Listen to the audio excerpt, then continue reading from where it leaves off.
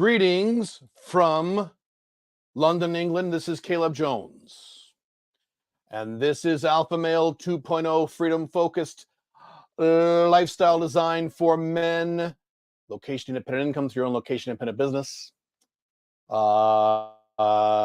multiple attractive women, long-term, with no lying, cheating, or drama. The freest lifestyle available to the modern day man. If you're watching the video version of this, and by the way, if you would prefer the audio version of this, I'm on all the podcast platforms, all the big ones. You go to alphamale20.com/podcast. By the way, the new blog is there.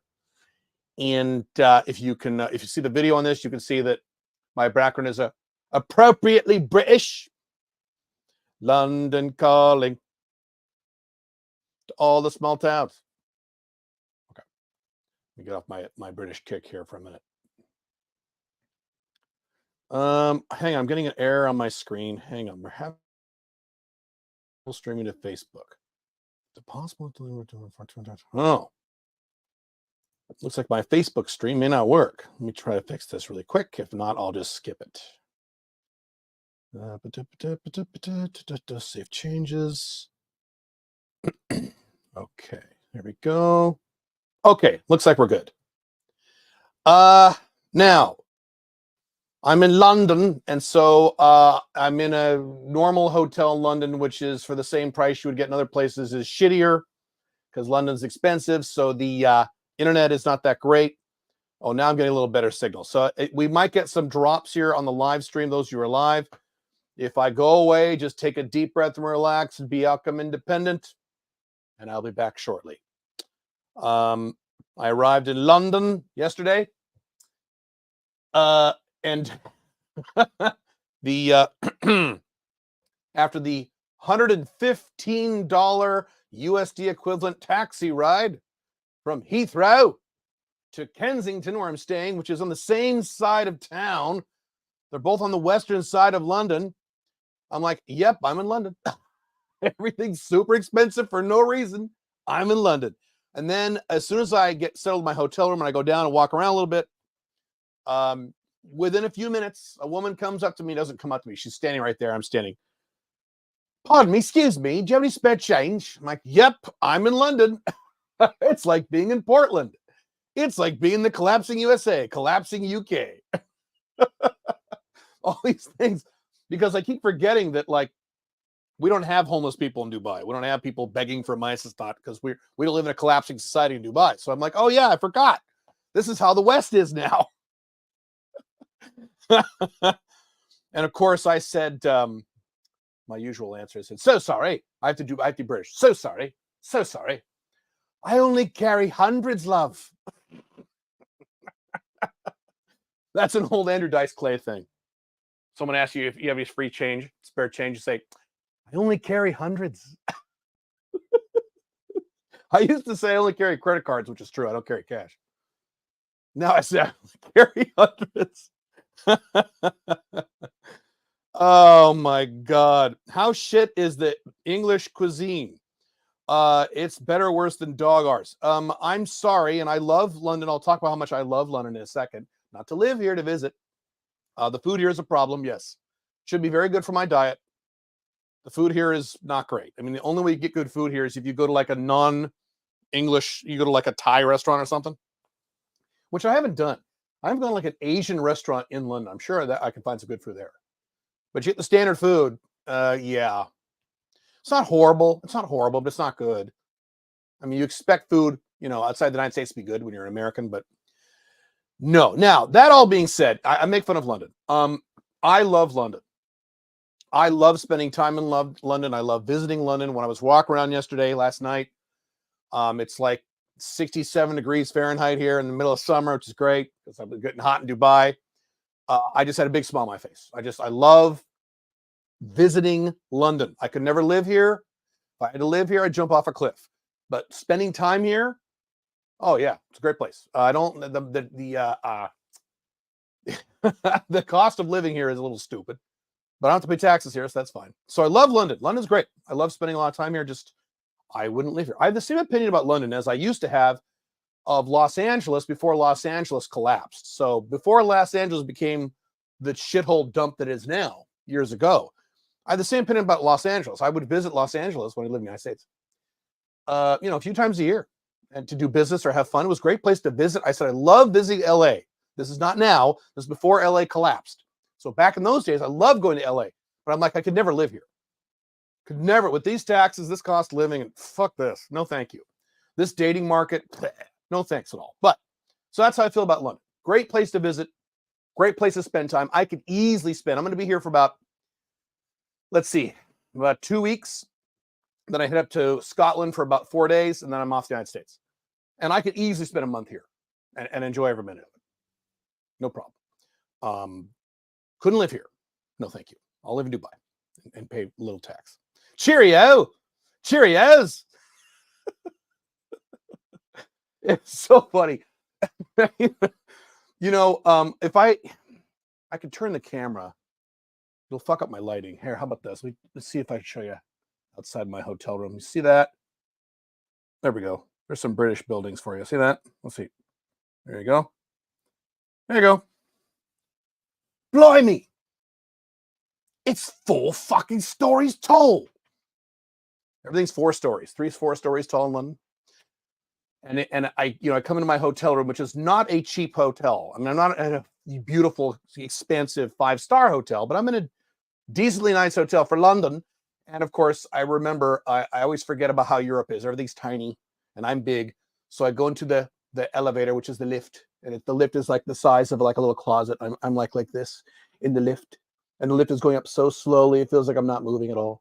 And I walk in, my hotel room is like this big. My hotel room right here is, sometimes I do Airbnb, sometimes I do hotel rooms, depends on various factors. This time I chose to do a hotel room. And this is almost the size of like the typical hotel might stay in, like in Tokyo, Japan, where you're basically living in a closet. I'm living in a closet. So when I do this, when I live in a closet, I take my laptop here, then I go to a fancy hotel. So I mean like a really fancy hotel. I just walk down the street and I work in the lobby there, and I set up all my equipment. I work there all day. So there's nowhere to really work here. I mean, kind of, but no. Okay, a few minutes here. Crikey! Crack on, bruv! It's not pissing down with rain. You know, it rained for about 10 seconds last night. Just for about 10 seconds. Here's the thing. I grew up in Portland, Oregon. Okay? Portland, Oregon, Seattle, Washington, the Pacific Northwest USA has the same exact climate, think of business, climate as the UK. So when I walk out in summer and it's like 69, 68 degrees Fahrenheit, cloudy, and it's the middle of summer, or not the middle, it's June, I'm like, oh yeah, I'm used to this. Oh yeah, this is great. Matter of fact, living in Dubai, you're warm all the time. So last night I was walking around, today a little bit too, and I just, people had their coats on and stuff. And I had a t-shirt on, and it was kind of cold. I'm like, this feels kind of good. Now I'm sure I'll be sick of this in about 4 days. In 4 days, like, God damn it, it's cold. But right now, I'm like, oh, this feels going to be cold again. It's nice. The beauty of a location-dependent lifestyle is you get to appreciate the differences of wherever you go. So like if you're cold all year, you fucking hate it, right? But if you're warm part of the year and then go somewhere cold, you're like, oh, this is nice. And when I go back to Dubai and it's kind of sunny, warm, I'm like, oh, this is nice. It's always nice wherever you go. It's beautiful. It's a beautiful lifestyle. Off to Tupelo. What else I want to mention about London before we get to our topic? Oh, those of you watching this on the live stream or very quickly after the live, I extended the deadline for the London seminar. If you're in London or the UK or will be on Saturday, I'm doing a pretty cheap seminar on Saturday here in London. And today is Wednesday. This is the last day. We cut it off last weekend, but I decided to go to extend it because it's fine. Today's the last day, though. You can't sign up after today. So you go to calebjones.com/events. I'll see you on Saturday. Many of you are probably on this live stream or watching this, listen to this podcast. We're coming. And I'm going to do something there talk about stuff there that I have not talked about publicly at all. I decided to do this last week. When you're at the seminar on Saturday, I'll explain it. Okay, let's do a few questions. Why does my face look giant on the camera? Do I look big? Let's back this up a little bit. See, if I back this up, I'm going to knock my light over. Let's see here. Maybe I've backed myself up. I look too big. Let's see. Answer a few quick questions. We'll get started. I found that my full name, Daruv, Is difficult to pronounce for many women. Yes, and I'm not a woman. I have difficulty pronouncing. Yes. Do you think it would change my results if I changed that name? So my dating app just D. What I would do is, so your name is Daruv Masuria. What I would do is I would make up an Americanized, westernized name like Dave. I'm not kidding. And just give yourself a name. I would do this. Yes. If I had a weird Indian sounding, Pakistani sounding, Arabic sounding name that was weird, and I was dating in the white Western world, because I was in the white Western world, I would assign myself a name like Matthew or something, and I would just do that. I'm not kidding. I would do that. Yes. Depends on how badly you want it. Love unzips. No, she was not that kind of homeless person. She was not attractive. No, sorry. No. When stats say that about 1 out of 3 women will get harassed, insulted, or assaulted in their lifetime, what is true and untrue about that statistic? Well, that's a very good question. I could do a whole podcast on that. Women are sexually assaulted to some degree or another. And see, in the modern era, you're not supposed to make a differentiation between degree. So Matt Damon, if you guys remember this, because I do, sent out a tweet when all this Me Too stuff was going on. And he said, look, there's a difference between a man raping a woman and a man pinching a girl's ass. There's a difference. They're both bad. He said it. They're both bad. They're inappropriate. They're both unacceptable. But there's a difference. And he got all kinds of hell. There's no difference. Okay. So first of all, there is a difference. Second of all, with that factored in, there's a difference. Yes, the number of women who have encountered something like that at some point in their entire lives is much higher than most men understand. Yes. Because a lot of red pill guys, oh, it's bullshit. No, it's not bullshit. No, it's not. And if you were a girl and spent your entire lifetime as a little girl, a teenage girl, an older teenage girl, a woman in your 20s, a woman in your 30s, there would be some shit, some incidents in your... Now, again, degree. I'm not saying... Now, when they say all women are raped, no. It could be as simple as a guy grabs your boob, or a guy grabs your ass, or an old man inappropriately tries to fuck you. That's really common, yeah. I don't know what the stats are. I don't think we'll ever know what the exact stats are. I don't think there's a way to know this. But yes, 1 in 3 is not surprising to me. Again, factor in degree. 1 in 3, if you including women who some guy grabbed her ass in high school, all the way to a woman who was raped. Yeah, 1 in 3 is, if not more than 1 in 3. Yeah, it's a lot more than men think. It really is. And men also think that the only women who have these problems are women who are really hot. No. Fat girls, ugly girls, they have the same set of problems. Guys will fuck anything. Guys try to fuck everybody, right? That's what guys do. So yes, these stats are very high and they're real. We don't know what they are, but yes, higher than most people understand, most men. When they say that you should be already good with Western women before you start dating non-Western women, they don't say that. I say that. They say the opposite. What they say is go to Eastern Europe or go to South America because it's easier because Western women are bitches. That's what they say. I say good at Western women. Now you can get laid anywhere in the world, which is what I did. And I didn't do that with that reason, but I got very good with American left-wing women. Modern day America, I got really good with those. So everywhere else in the world, with the exceptions of very hardcore Muslim traditional places like, Muslims in Saudi Arabia, places in Taiwan, with those exceptions, everywhere in the world is now easier than what you're good at. So I can go anywhere in the world and do my thing, and I have. Continuing on, I don't like how big I look on the camera. This is irritating me. Hang on a second. I'm going to move my camera a sec. So hang on one moment.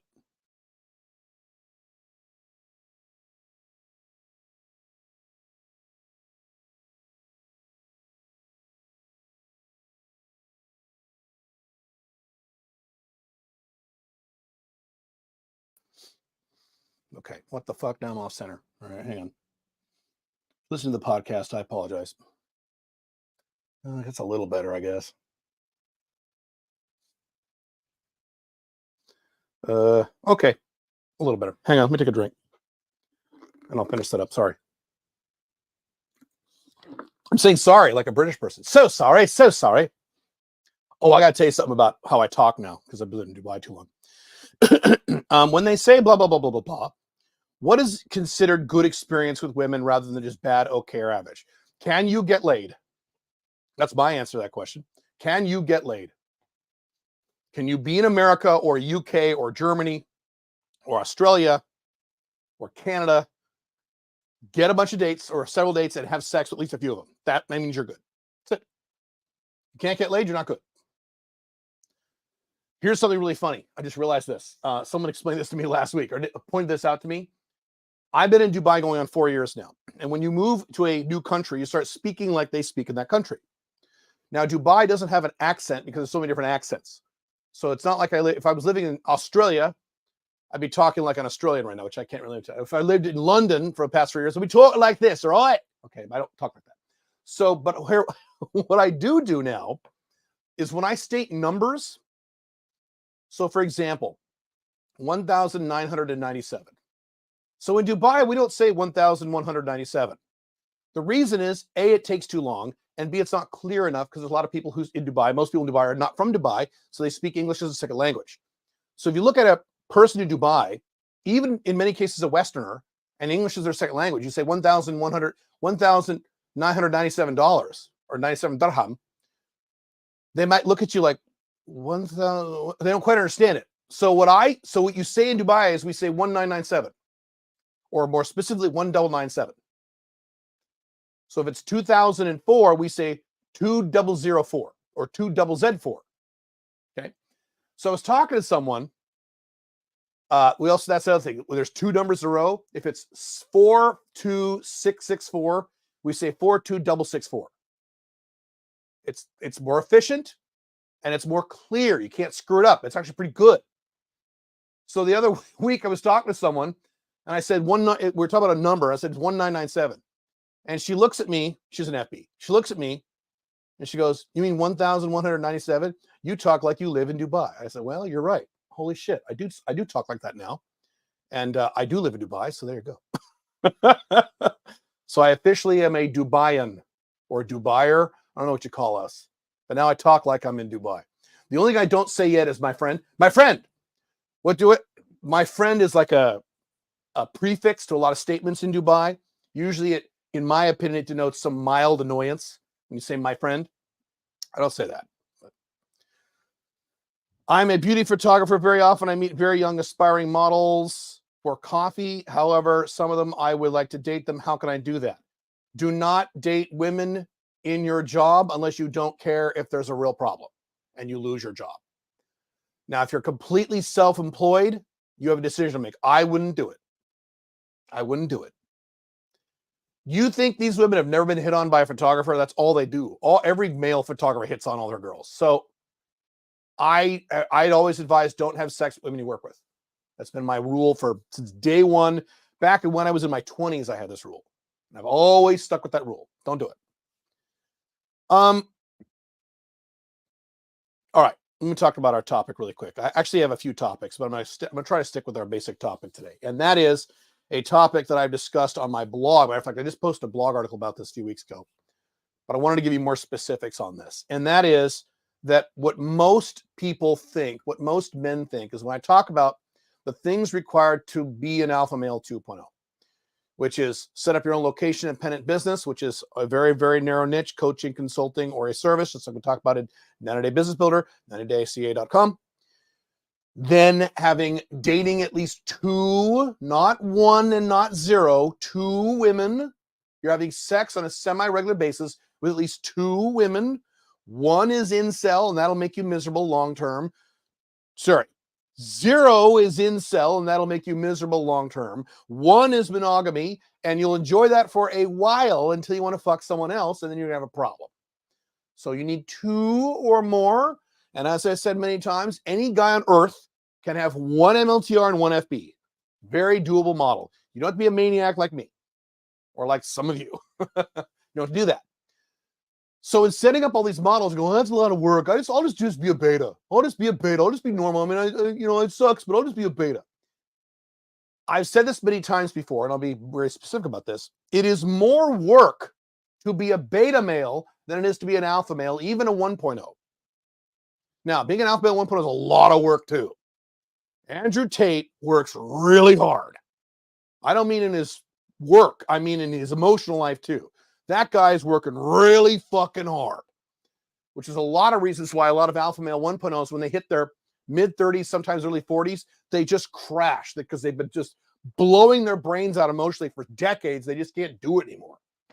So anyway, being a beta male is actually more work. So let me describe to you some examples of my life when I was a beta male versus my life today as an alpha male 2.0. I've been an alpha male 2.0 for 17 years. Long time. So I barely remember when I was a beta. I mean, I do remember it. How could I forget? But give you some examples. So first of all, I had to work at a job that I didn't like for 40 to 50 hours a week, not including commuting time. Is that work? Working at a job, or I don't have a job, I do gigs. Okay, gigs, job or gigs that you don't like, even if you mildly don't like it, for 40 plus hours a week plus commuting time, that's not work. Alpha 2.0 business model is what? $85,000 a year, location dependent income on less than 30 hours per week once the business is up and running. So it's a comparison between 40, 50 hours a week at a job you hate or don't like or is boring versus 30 or under 30 hours a week for a location dependent Alpha 2.0 business. Which one's more work? Yeah. Going long term in your life, which one's more work? It's a no-brainer. Now, you can choose, as I do, you can choose to work more hours a week than 30 hours a week. I work way more than 30 hours a week, but I don't have to. I could work 2 days a week. I've said this many times. I could work 2 days a week. I could put in about, let's see, 15 to 18 hour a week. I could put in about 15 to 18 hours a week and maintain my income, maintain my life. I wouldn't grow, and I want to grow, so that's why I work. But I could do it right now. Location dependent, making good money. I can do that right now. Many of you are already doing this. I've spoken to a lot of you who are working less than 10 hours a week on your location dependent income. Yeah. Which one's harder? Being a beta and working at a bullshit 9-to-5 job or bullshit, gigs that you hate? Not to mention the emotional overhead. Working at a job you hate versus working at a job that you either enjoy or is easy and you can do whatever you want in a few hours a day and you're done. Which one takes more work emotionally? It's more work to be a beta male.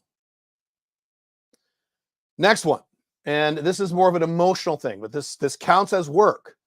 Back when I was a beta male, I had two different segments to my beta male existence. First is when I wasn't getting laid at all or barely. I'll say barely. I was barely getting laid. Well, I was a virgin for a while, and then I was barely getting laid. And then the next phase for me was I was monogamous. It was a traditional monogamous relationship, like many of you. So what I went through is what most of you are going through in those scenarios. You are here are a few things. You are constantly thinking about sex. If not constantly, you're regularly thinking about sex. Then you have things like porn addiction, addiction to your Instagram, addiction to OnlyFans, all these porn and OnlyFans addictions that men are talking about. What I've said many times when people talk about this, they never bring this up. How often are these men getting laid? A, B, how often are these men getting laid with hot chicks? If these men were all getting laid 2 to 3 times a week with smoking hot babes, you think you'd have a porn addiction? Now, some would. There are outliers. Pink Firefly's last boyfriend, Pink Firefly's hot. Her last boyfriend had a porn addiction. She'd wake up in the middle of the night. He wouldn't be in the bed. She'd be like, where is he? She'd go downstairs. He'd be jerking off on his laptop to porn. Those are outliers. Most guys who have porn problems, jerking off problems, OnlyFans problems, slobbering on the women on Instagram. These are guys who are not getting laid, not guys who are getting laid. I've said many times, I'm not into porn. It's just not a thing I'm into. It never has been. I guess when I was younger and a virgin, yeah, okay, sure. But porn was different back in the 90s than it is today, pre-internet. But it's just not a thing I have. It's not a thing that's a part of my life.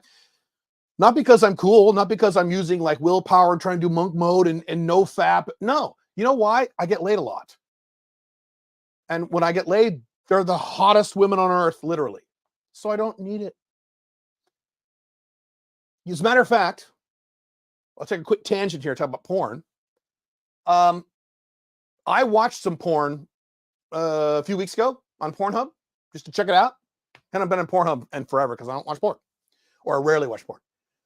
I realized one of the reasons I don't like porn, and I've spoken with a few guys, either some of you or other people I know, who are at my level in terms of they've had sex with a lot of chicks or a lot of hot girls or whatever.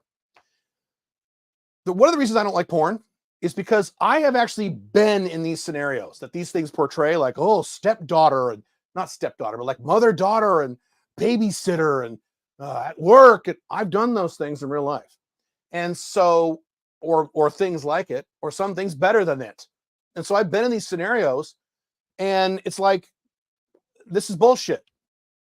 Women don't act like this. So the one of that porn I watched is, fucking the sister of my wife or the sister of my girlfriend. So guy like answers the door and his sister-in-law walks in. She goes, hi. And she's wearing a crop top, and the crop top is a t-shirt, and her boobs are popping out, right? And it says daddy on it. And she has a little mini skirt. And I said, women don't dress like this. Women don't dress like that. I'm sorry, they don't. Unless they're in a porn. So she's like, oh, hey, Suzanne. Well, hey, I need to discuss something with you. She's like, okay. Okay, women don't act like this. So they sit down on a couch. He's like, okay, so, and the acting's terrible. I'll forgive the terrible acting. That's okay. It's porn. It's fine. But he's like, so anyway, my sister, or no, my wife, your sister. She's like, oh, yeah, really, Okay, women don't talk like that, including 18-year-olds. I've had sex with many 18-year-olds. They don't talk like this. And as she's talking, she puts her hand on his thigh. I'm like, women don't do this unless they're very drunk. They don't do this. And that's every porn. I watched a few. I'm like, this is so stupid. Then during sex, I've complained about this before, they're putting on a show. Oh, yeah, daddy. Oh, yeah, daddy. Okay, I've had sex with a number of women well in the triple digits, okay, of all ages, including 18-year-olds.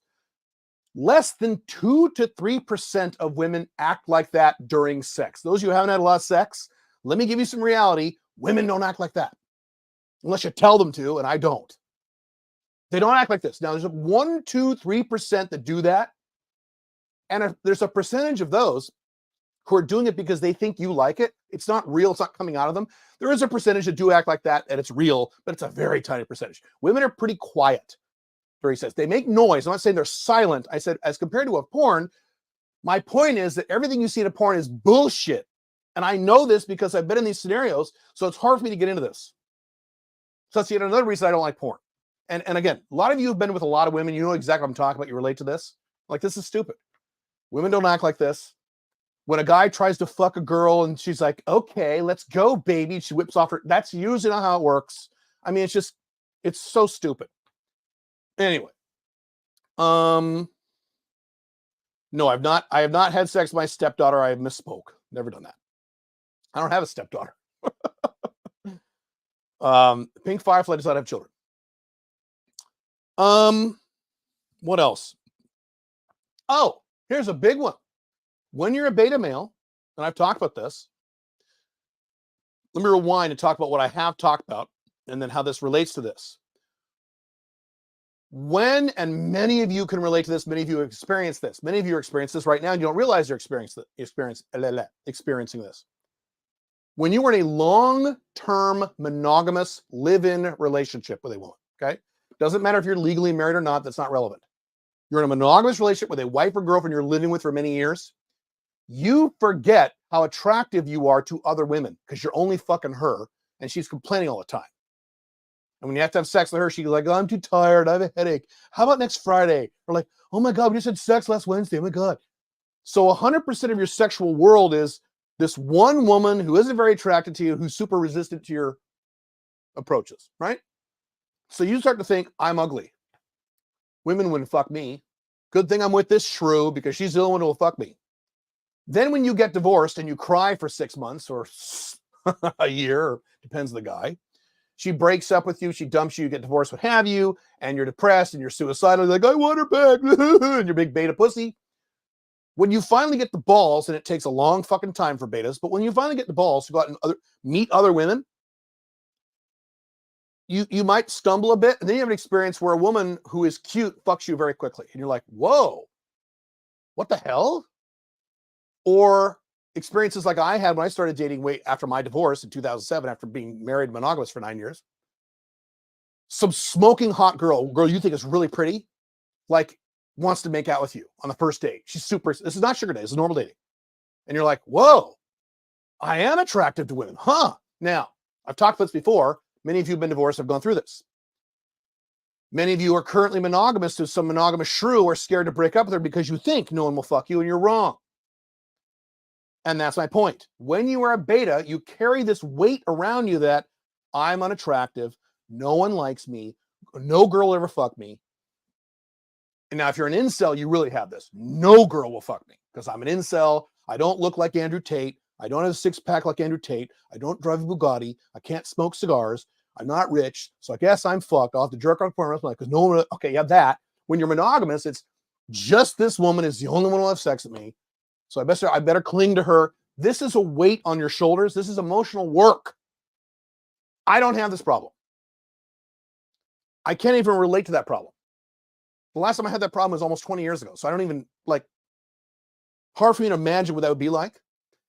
And I'm not super attractive. You think I'm really good looking? No, I'm overweight. Hello. I'm also in my 50s. Hello. So I'm not even that attractive. But I have no problem getting laid because I'm not a beta. So you carry that with you too.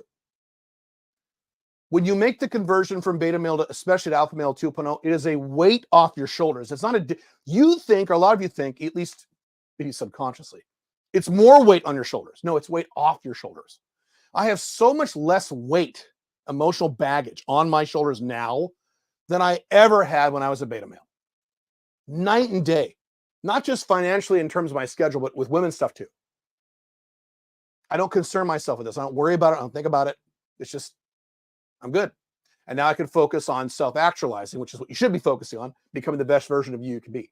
Can't do that when you're a beta and you think, oh, no woman will fuck you. It's not possible. You can't do that when you're a beta and you have a 9-to-5 corporate job you fucking hate. That's location dependent. Well, I have to pay my bills, so I go to this dumb job. How do you self-actualize under those conditions? You can't.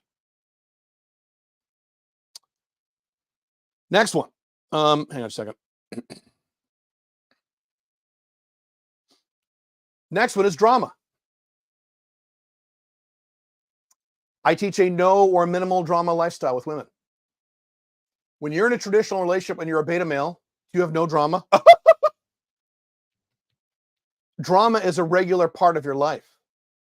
Again, let's go back to men who are in a monogamous relationship with a woman they live with.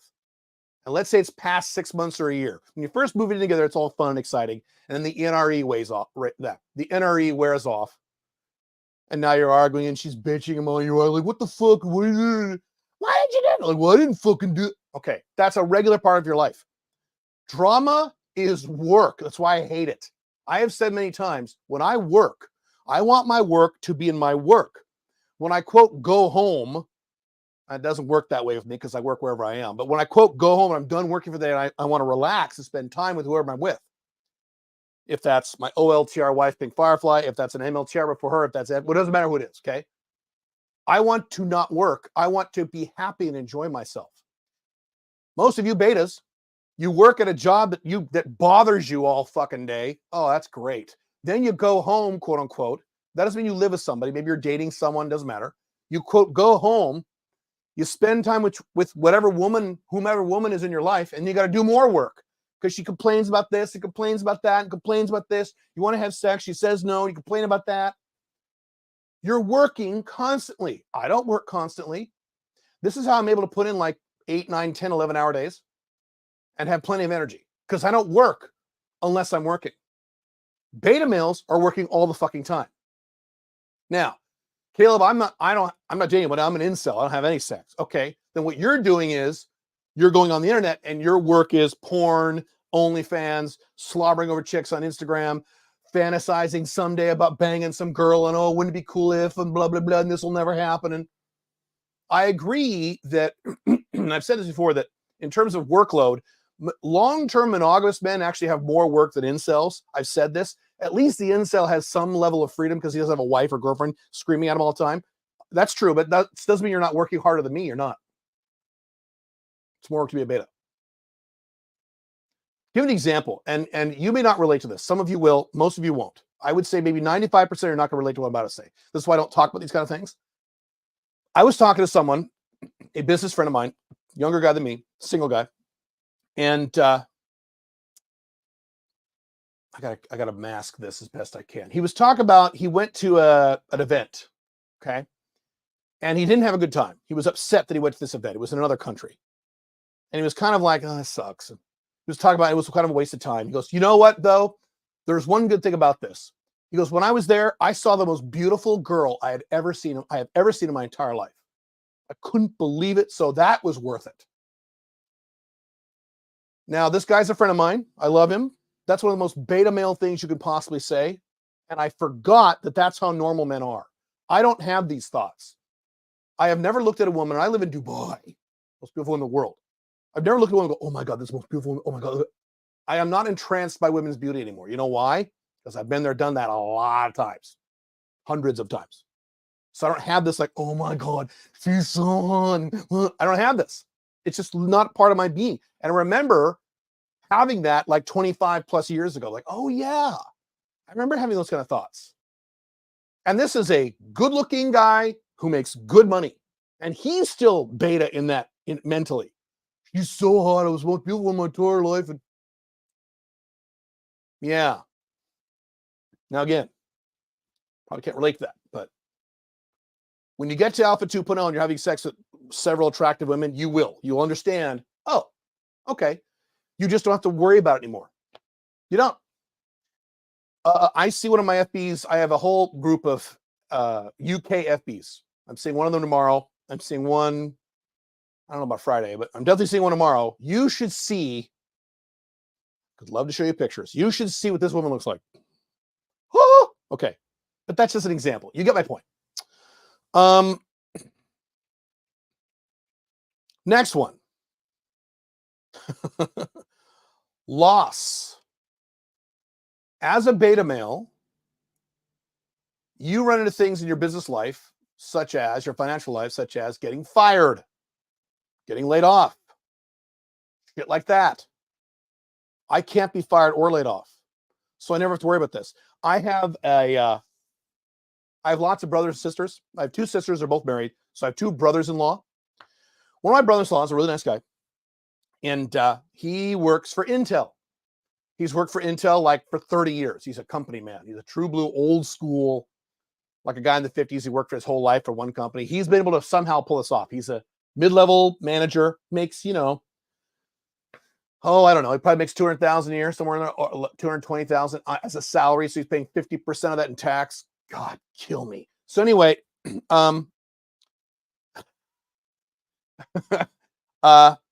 every 3 or 4 years, Intel announces a round of layoffs.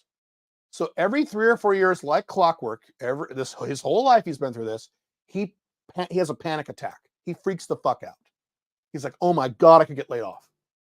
And for like 4 months, this guy's on pins and needles, worrying about his job.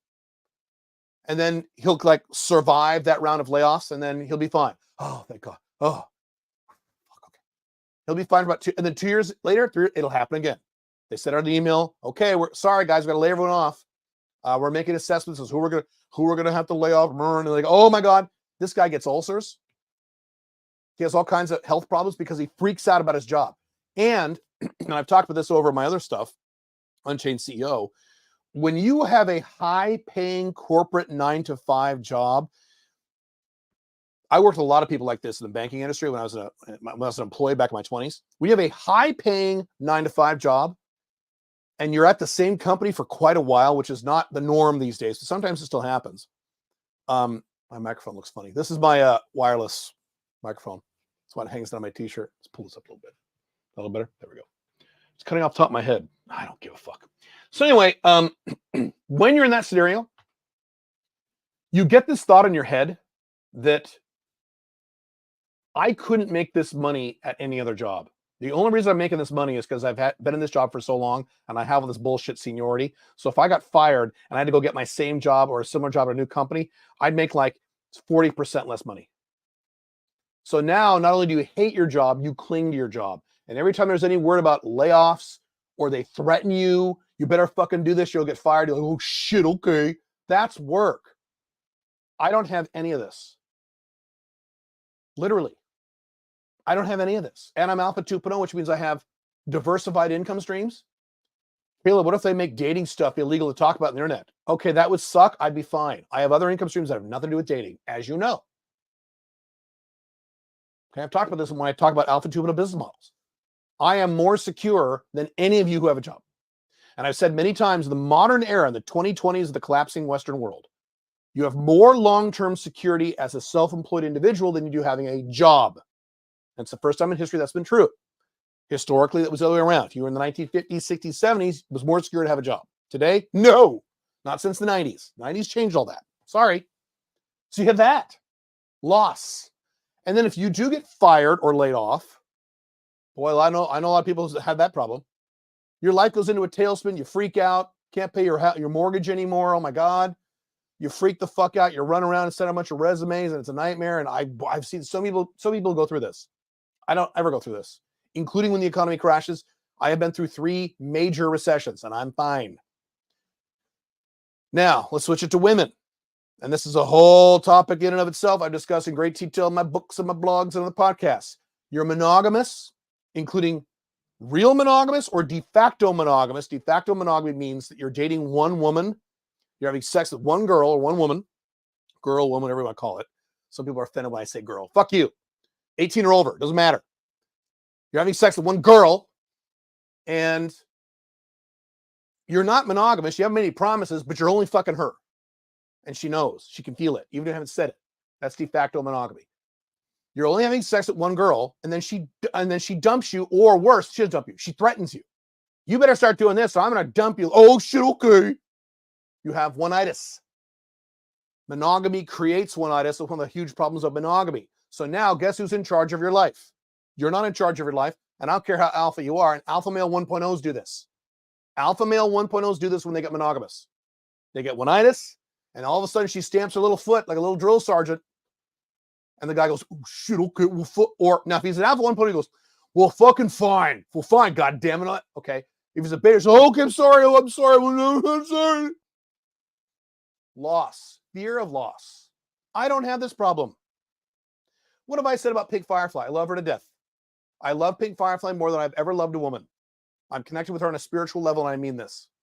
And I've said since day one, she starts giving me drama as a pattern of behavior, she'll be out of my house in 48 hours. And I won't like it, but she'll be out of my house in 48 hours because I don't have oneitis. I don't have that problem. Will I be happy? No. But I'll do it. Any woman, including up to Pink Firefly. Before Pink Firefly were MLTR. Same thing with all of them. I don't get oneitis because I have sexual abundance unlike a beta male. So all this mental weight and this mental angst is not part of my life. Now, is it true that, now you could counter argue and say, well, Caleb, wait a second. You're an alpha 2.0. There is work involved beta male doesn't have. Like, you got to manage all these girls. True, but what did I just say earlier? You don't have to date 17 girls at once. Now, some of you maniacs are, great, and I did a long time ago. I don't date 17 girls now. Okay. One FB, one MLTR. Does that take a long time to manage? 2 women? No, it doesn't. We got to start your business. That means you got to work at business at night and your job during the day. Yes, temporarily you'll have to work some hours. That's true. You do something like the 90-day business builder or something else, and you get a template to copy, to follow.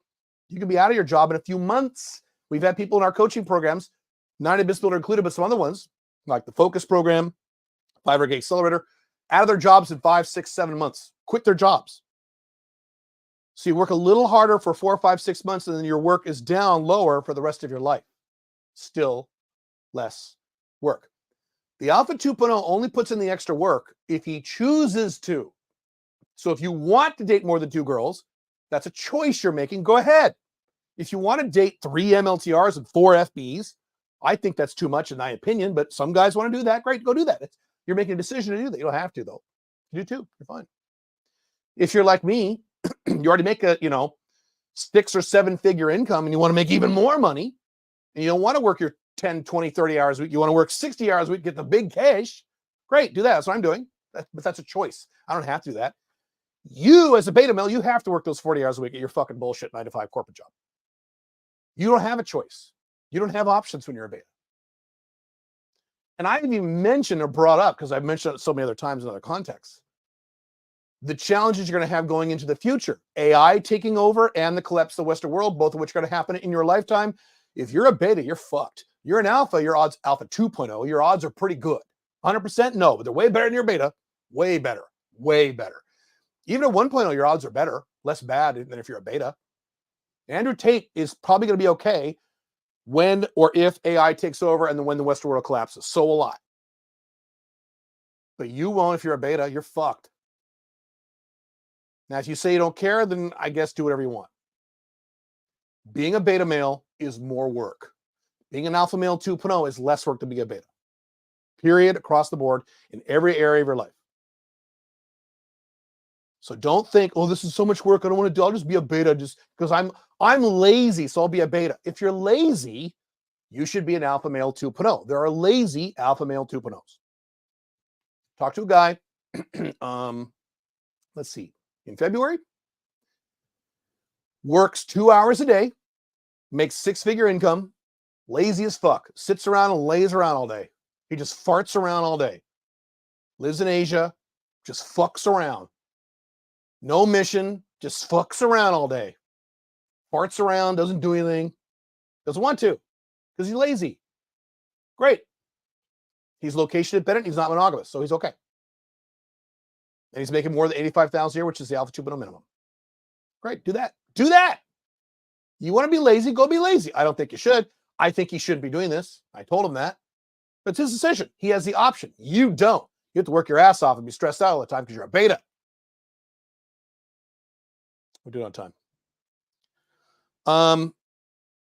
There was another topic I wanted to discuss. I think I'm going to skip it. I'll ask your questions. If there's a topic you want me to bring up, you can have for a little longer. Yeah, hang on. I'll take a drink and I'll answer your questions. Haha. It's funny. I saw a doctor on Instagram saying, don't drink out of plastic bottles. There's all the data. And you're right. You shouldn't. But then people are like, okay, then what am I supposed to drink out of? I can't drink tap water. These are normal people. You know what I do with reverse osmosis, glass bottles, things like that. But most people don't know this. Like, well, I can't drink tap water. I can't drink bottle. What the fuck am I supposed to drink? All these comments. What the fuck am I supposed to drink, bro? All right, hang on. Let's see here.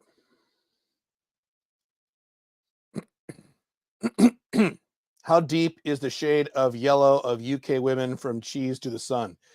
Their teeth. You know what? It's not their teeth. And I've just now, when I was outside, I saw this. And last night too. It's not necessarily women's teeth. It's their skin. Women in London have the worst skin of any country I've ever visited in my entire life, anywhere in the world. I don't know what it is here about the environment that causes women to have all this acne and red blotches on their young women who are cute and their skin is shit. Now in Arizona, pink fireflies in Scottsdale right now, you'll see some women like in their 40s that have that leathery skin because of too much sun. But that's after decades of not putting on SPF. I get that. I don't understand what it is in London where their skin is so bad. And I'm like, God. There's no excuse for it because I've been all over the world, including lots of Western countries, don't have this problem. You would expect Australians have horrible skin with their sunlight. They don't. They look great. So I don't know what that is. And you have teeth. Yes. To me, it's skin. I bet 50, what symbol is that? Pounds? Caleb goes by Black Dragon as the name used on some dating apps. I used to a very, very, very long time ago, but I stopped doing that because Black Dragon isn't a very attractive thing. When seeing a new girl, if she gives you an ultimatum for you to stop seeing other girls, what do you think I would say? Are you kidding me? This is one of those questions that answers itself. Or that she wants something more. Do you just let her go? And if so, how do you get around the fear of losing her? Okay, if you have a fear of losing her, you're only having sex with her, you're not following my models. You'd be having sex with 2 or more women. If you're having sex with 2 or 3 women who are all cute to you, you think you'd be terrified about one leaving? No, you wouldn't. You wouldn't. So you're not having enough sex with enough women. That's your problem number one. Problem number two is, unless she's over the age of 33, that's a different story. But if she's under 33, she's making these demands, you did something to create the frame of a boyfriendish frame. You fucked up. You didn't follow the cardinal rules. You didn't follow my models. Because women never tell me that, ever. Ever. You better stop. I've gotten that, I think, twice in my life, both from women well over 33. How likely is it that a recently divorced woman gets back with her ex if they have young kids and they are on good terms with each other and are friends? Very unlikely. Just look around. It's extremely unlikely for that to occur. What might happen is they might fuck. They might hook up occasionally or once or twice. That sometimes happens with those couples. They don't get back together. That's extremely rare.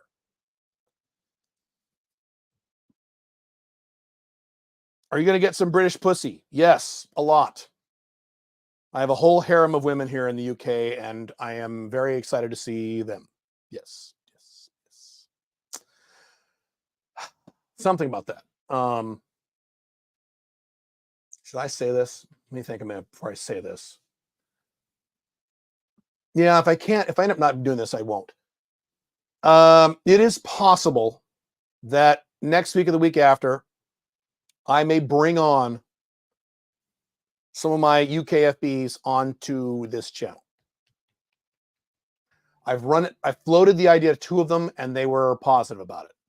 Doesn't mean it'll happen, but I could bring them on and we could talk, and I could ask, you guys could ask them questions. It may not be a live stream. It might have to be a recorded. Yeah, it might not be a live stream.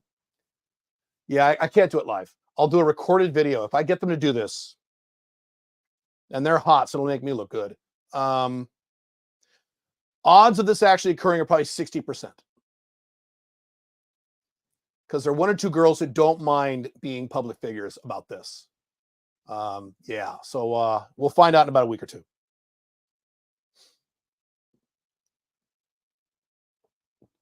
Have you ever had an FB come over for sex right after she had another man come inside her? Not to my knowledge, no. I know a girl who did this, not me, and the other guy ate her out. Great. That has not happened to my knowledge, and women are very open about this stuff with me, so I would know. No, not to my knowledge. How are you able to keep PF from being bored with you and leaving you? Because I do everything to keep the attraction very high. You can go to my book, open-marriage.com, the Ultimate Open Marriage Manual, and that's how to maintain high attraction for the woman that you are married to or live with. And I do everything in that book, plus more. I do everything right. That's what I do. Most guys get bored, or they start taking it for granted, or they start, they just don't want to worry about it anymore, and then they stop doing the things that keep them attractive to her. So that's the problem. And I'm non-monogamous. Women know, Pink Firefly knows I'm with other women, and she's seen pictures. So you think that lowers her attraction for me or raises her attraction, even if it pisses her off? Does it lower it or raise it? It raises it. So that's two. If you had to stop working for a few months from now, not 14, 18 hours, but 0 hours because of some illness, do you think you could get it done? Well, if I can't work, I'm not getting it done. So your question doesn't make sense. And would you find a way to keep a big chunk of your income?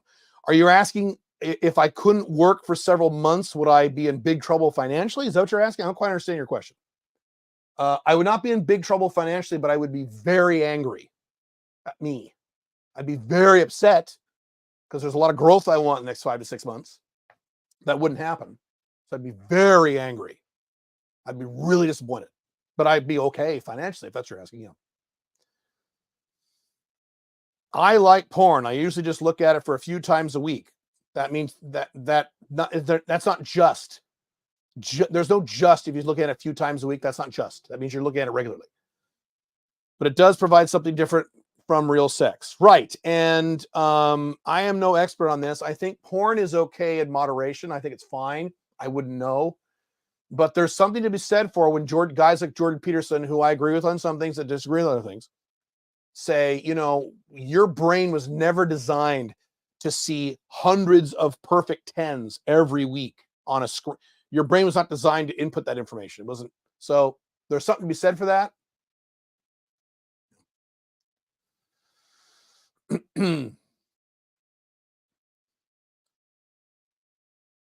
You guys are talking about fucking girls and porn. Okay. Caleb says when it comes to dating, money, and fitness, most men are naturally good at one, okay at one, and bad at one. Yes, that's generally correct. Not okay at one, you're neutral at one. You could be bad at the middle one. I think for me, I'm naturally good at dating, okay at fitness, and bad at money. Okay. That means you need to lean into dating and get that to an 11. And then you need to maintain your fitness. And then you need to hit the money thing. It's important. I lack urgency to convert to non-monogamy. All monogamous men who see my content lack urgency because you're lazy, you have oneitis, and you become a pussy. So of course you lack urgency. Of course you do. I was monogamous for 9 years in a monogamous marriage. I lacked urgency. I should have dumped her within 3 years. I stuck around for 9 because I lacked urgency, and that was a bad mistake. The pain of my life isn't seemingly bad enough. You don't know what you're missing. You're only going to live once. And however old you are, you'll never be that age again. And 20 years from now, you will give everything you own to be the age you are now because of the shit you're not doing now. Or it's possible, which I haven't mentioned on this podcast, you're a low testosterone guy. Maybe your total testosterone is like 150. You don't care. If you never get laid, you just don't care. Oh, it's okay. Maybe that's you. I don't know. Any recommendations on what to understand, read, or watch? My stuff, all my material. Read and watch all my material. And or other men who you respect on the internet. Not men who are living flashy lifestyles, unless you respect those men too. Other men whose lifestyles that have the sexual lifestyle that you would like. And realize every time you're watching anything from them, including me, you could be experiencing the same thing right now. I don't teach anything that is not doable by the typical man. I'm not Grant Cardone and says you have to make $100 million, you're a loser. I'm not Andrew Tate. You should be having sex with 2 women who are cute or hot to you. That's very doable for anyone hearing this out of my voice. You should be making $85,000 a year. It's about $7,000 a month, pre-tax, from a location independent business. Doable by anyone hearing this out of my voice. And you're there. Now, if you want to go beyond that, please do. I'm way beyond that, but that's all you need. And that's doable by anyone, including you. What makes the top 1% income of your Unchained CEO clients different than everyone else? Grit, luck, talent, creativity, intelligence, etc. It is not luck. It is not talent. It is not creativity. It is not intelligence. It is grit. Well, grit is the closest one. Persistence. They keep at it. You know, like the guy, you might be listening to this live stream. I won't say your name. The guy who last year I talked to, he's in Dubai now. His big problem was he has almost $1 million in his checking account. Doesn't know what to do with it. He's like, oh my God, I got to pay taxes on this. And that's his big problem. He's a fantastic guy, but he would tell you he's not super smart. He's not super creative. He has some talent, but not, he's not like a Steve Jobs. He's a normal guy. He just did the right things and kept doing them.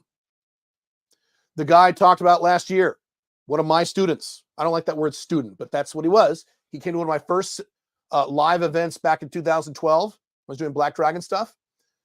Started a consultancy practice and started a marketing company, sold his business 2 years ago for $9 million. He's not dumb, but he's not super genius. He's not super talented. He's a normal guy, Indian guy, early 40s, from India, okay? He did the right things and kept doing them. How did you balance being an entrepreneur and having a family? Well, when I was a beta, I didn't do it well. I worked long, 70 hours a week on a location-dependent business. You should read my book, The Unchained Man. I tell the whole story. And that's one of the reasons I got divorced. I wasn't a good dad back in those days. When I made the transition to 2.0, then what I did was, I've talked about this many times, I would work during the day. When my kids were little, now they're in their 20s and 30s. But when my kids were little, I worked during the day. Weekends was dad time. Usually my son was already in high school, had his own car, so I saw him sporadically. My daughter was little, so I spent all weekend with my daughter. I didn't date any women. That was dad time. Then dating and work time was Monday through Friday. That's how I handled it. work really well. Do you agree that if you as a man in an LTR lose your job or income, your wife, girlfriend can never respect you the same way again? True or complete red pill BS? That is complete red pill BS because you can recover from those things. You better recover though. There are guys who never recover. And then, yeah, she's going to lose respect, and I would too. If you recover, if you get your ass to work and fix shit, she'll be like, whoa, that was pretty cool. Why is being an alpha male 1.0 bad? I would describe myself as an alpha male 1.0. Replace bad with not long-term happy. There's no bad or good. They're not long-term happy. They're upset all the fucking time. They're angry all the time. They're really happy, really angry, really happy, really angry, really happy, really angry. Does Andrew Tate come off as a really happy guy? Right. So that's the answer. Now, if you say, I don't care if I'm mad 40% of my life, great. Do whatever you want. Ignore my advice. I teach long-term masculine happiness. You can never be long-term happy as an alpha male 1.0. It is not possible. The lifestyle will not allow it because your whole thing is telling people what to do and getting pissed off when they don't do it. If you're like, I don't care, and there are some men like this, including some of you in my audience. You've said this to me. I don't care. People need to fucking be told, and they better not do this. And no. And if I'm mad, well, then I get mad. Great. I don't know why you're listening to my content. Hypothetically, what would happen to the entire planet if there were nothing but alpha males 2.0s? I don't do stupid hypotheticals. I say that on my blogs many times. Number one. Number two, alpha male 2.0 is only for 10% of men. No more than 10% of men will do this. It is a niche lifestyle, which is, I follow my own advice. What do I say? Start a niched business. I don't help all men. 90% of men can go burn with the ship. They can go down and burn with the rest of the collapsing Western world, and they will. I don't care about them. Don't care. I'm after 10% of men who want to be happy long term. That's it. So that's a niche. So that'll never happen. Nor should it. It couldn't happen. Betas wouldn't do it. A lot of alpha male 1.0s would be philosophically opposed to it. Wait a minute. She can fuck other guys. Well, fuck that. Okay, then you can yell at women the rest of your life. Great.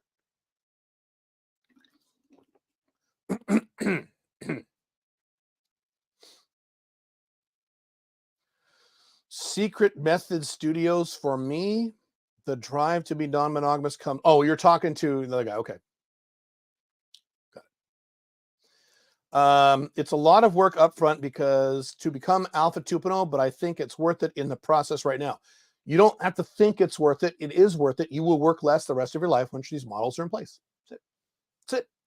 That's it. That's it. You don't have to think. It is. Literally.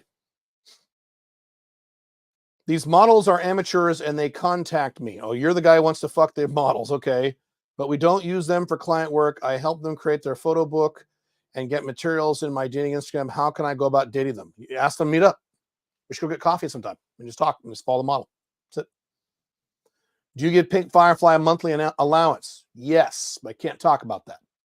But yes, I do. But she is required to have her own income, and she does.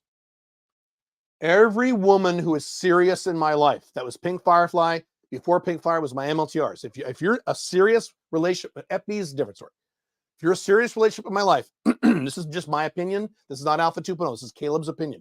You need to have your own fucking income. I am not going to be your old school sugar daddy. Just you sit on your ass all day and I give you all this money. You go shopping with your friends. No way. I don't care. No, you have to have your own income.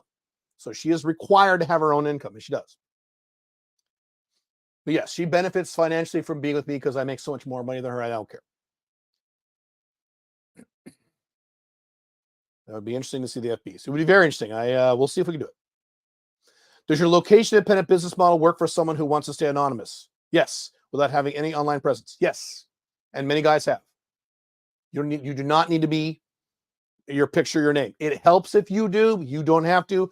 I have an entire podcast. Go back and look at my podcast on Unchained CEO about being anonymous. I have an entire podcast on how to do that. Yes, I was making a 6-figure income as Black Dragon on the internet, location dependent, before anyone knew I was Caleb Jones. Yes, so you certainly can.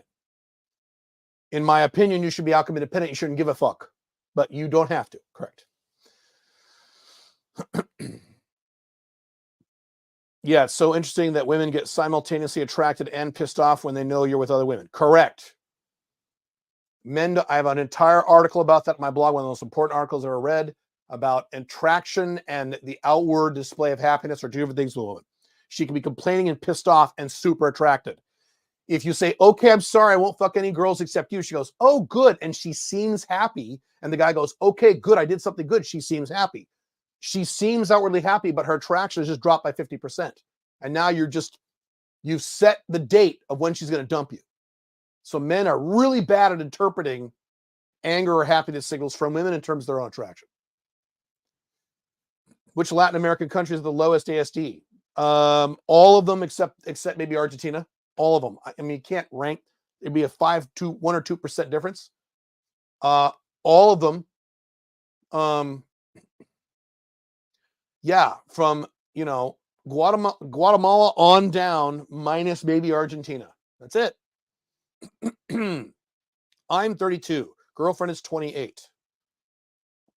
I hope you're not monogamous. Oh, you're open. I'm open. She's closed. Okay, I want to read it. I'm 32. Girlfriend is 28. Thinking of getting engaged in the next 1 to 2 years. I'm open and she's closed by choice. Is this sustainable long term? Will she eventually get bored? That is my marriage. We're both open. She does not fuck other guys. She doesn't want to because she's not 28. She's 44. Her ASD is sky high. She has no interest in fucking other guys. And I fuck women every week. So it's fine. Perfectly fine. Long as she always has the option, she's fine. Will she eventually get bored? You need to go to, you in particular, your name is Ray. Ray, you need to go to www.open-marriage.com and buy my book on how to maintain a long-term non-monogamous marriage or live-in relationship. You do everything in that book. There's a course too if you want it. Book is cheaper. Go get it. You will be fine. If you do what's in that book forever for the rest of your life, not just the first 2 years you're excited, you'll be fine. You get a girl's Instagram while she works in retail. You DM her that evening or the next day or in 3 days. That day. This is not the 1980s. That you can't wait, play it cool these days. She'll forget and you move on. No, that day. Unless you do it in the evening, then do it the very next morning. What's the best resources you've used to overcome fear of loss if you've ever had it? If you already live a life of abundance, you won't have fear of loss. So the number one solution to fear of loss is redundancy, multiple streams of income, your own business, 2 or more women instead of 1 woman. Then you won't have fear of loss. If you don't have that right now, get to work.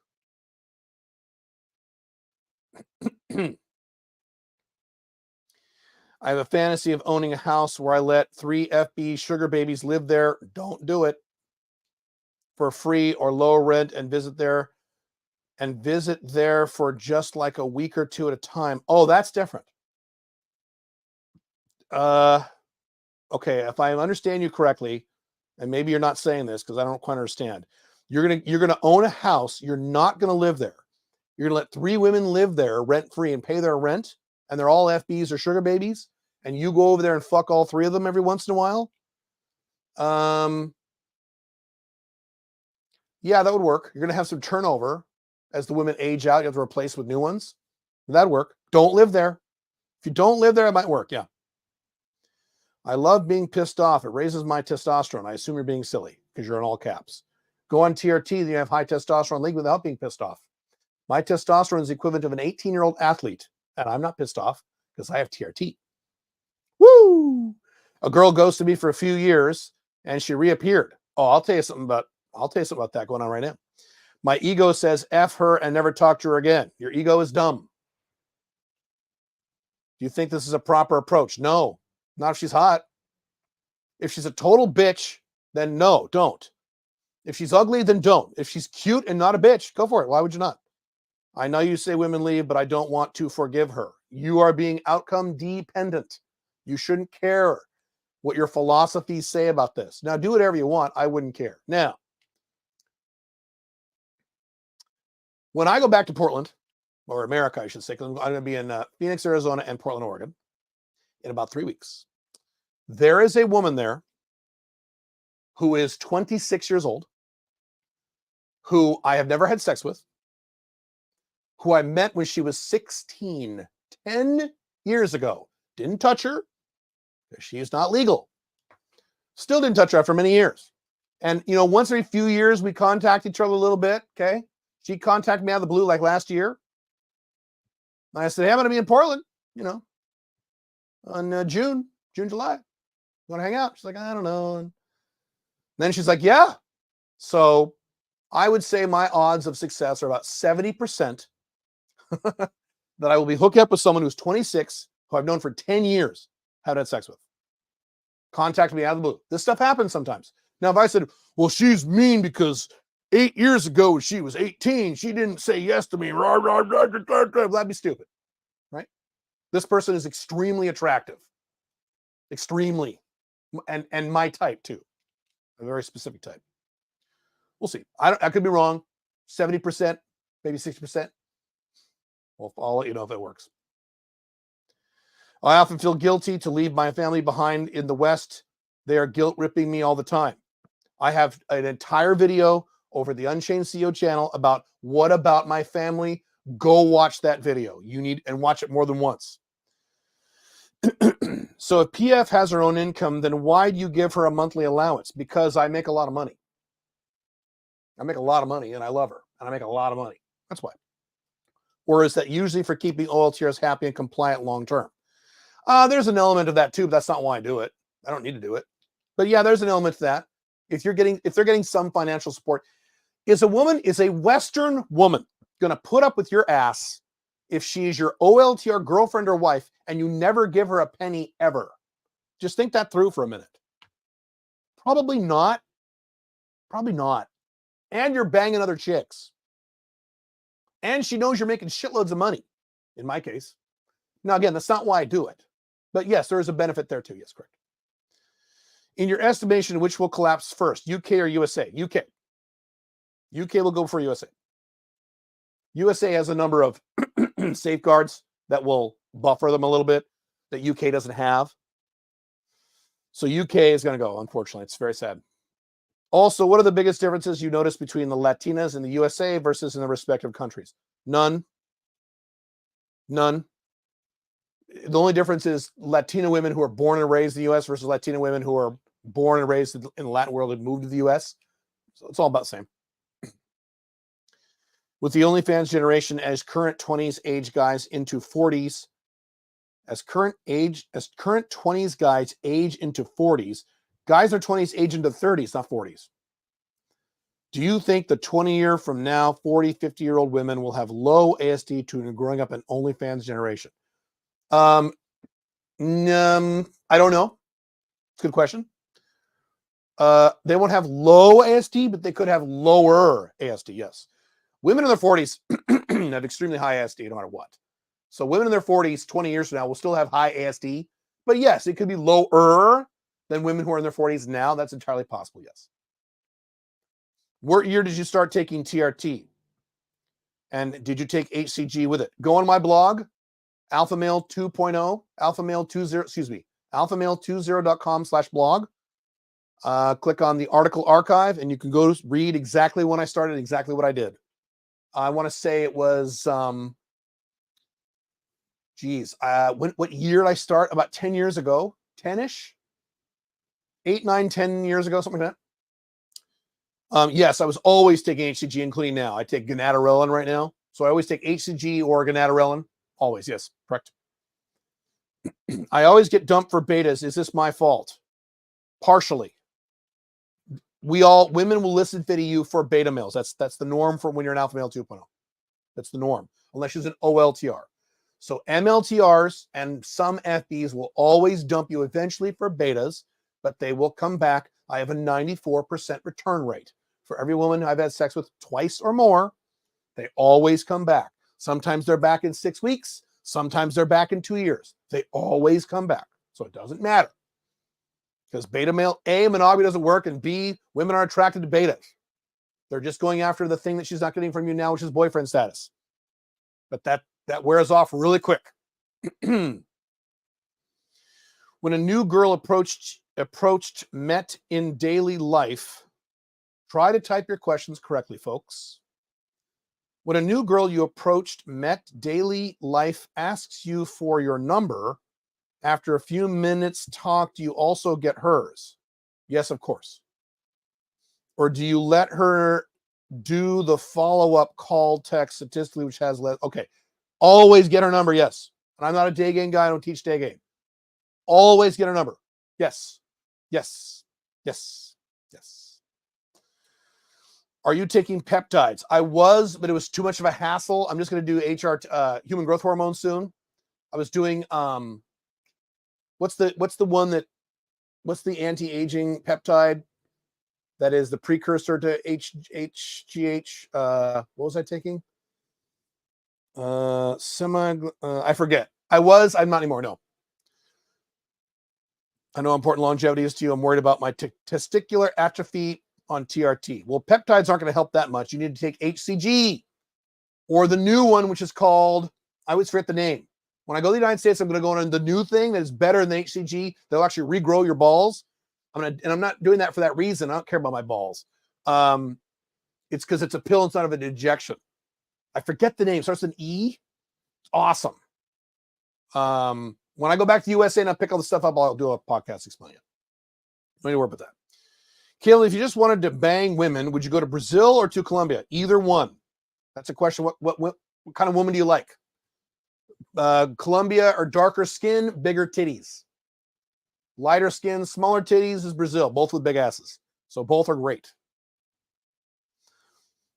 The reason I don't want to be let back the girl who disappeared for a few years is she probably banged other guys. Meanwhile, yes, she did. Not probably, she did.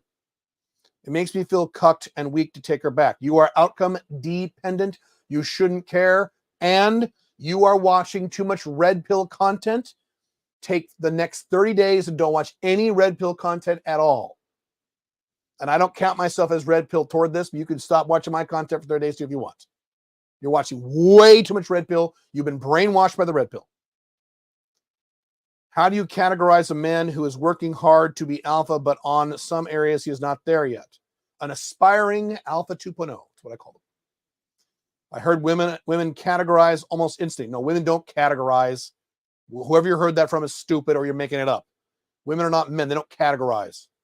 They say, am I attracted or not? They don't categorize you. That's what men do.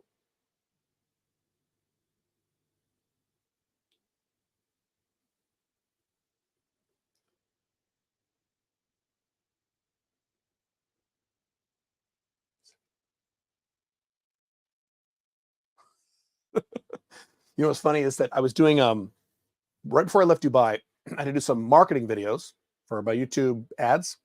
You got to do them on a beach, okay? And so it was 105 degrees in Dubai. Okay, I'm doing this and I'm wiping my sweat because they got to edit that out. And I'm talking into my iPhone, I'm selling the 9-day business plan, talking about location dependent income and making 7 figures, blah blah blah.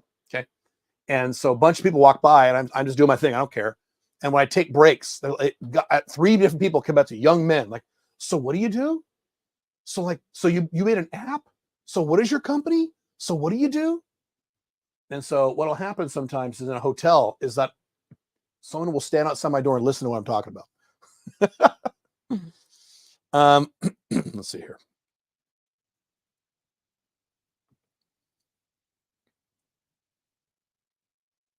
Is it BF behavior to celebrate birthdays with MLTRs? Yes. Does your son follow the OLTR model? If so, does he do anything different than what you do? I believe so. I'm not 100. I'm 90% sure he does. Yes. You'll have to ask him. Go over to his YouTube channel and ask him. Is your girlfriend an OLTR or not? I believe so. He is not as active as I am in that part of his life because he's a different person than me. So he's not like me, but I believe he is. Yes. I had an OLTR, but they eventually got frustrated with me and got with a beta. You fucked that up. OLTRs don't do that. OLTRs don't do a listen video. Only MLTRs do. You didn't follow the cardinal rules. You fucked up. You did a bunch of things wrong. Your fault. Because the only time they leave you is because you're not giving them boyfriend, girlfriend status. And if OLTR, she is. So now if she got mad you're fucking other girls and you shouldn't have made her your OLTR. She wouldn't have passed the test, the OLTR talk. So you did something wrong. Doesn't living in a collapsing Western country as an alpha male 2.0 with other flags as backups, 72-hour rule, provide one with unique benefits? In the midst of chaos, there's also opportunity. Potentially, if you're careful, yes. Potentially, yes. That's why I said it is acceptable to have to live in a collapsing Western country like here in London, if you really want to live here, but you have a backup flag ready to go. You have residency, full legal residency. You've got a bank account there. You've got a debit card there. You got money there. You understand the lay of the land. Ideally, you have FBs down there. You're right, and you could be there in 72 hours. That's fine. I said that's okay. I said, in my opinion, it's better to just fucking leave. But if you have to stay, then yes, a backup plan is acceptable. It's fine. Most people are not going to take advantage of those opportunities. They wouldn't know how, including 2.0s. So it depends what you're doing, but that's fine.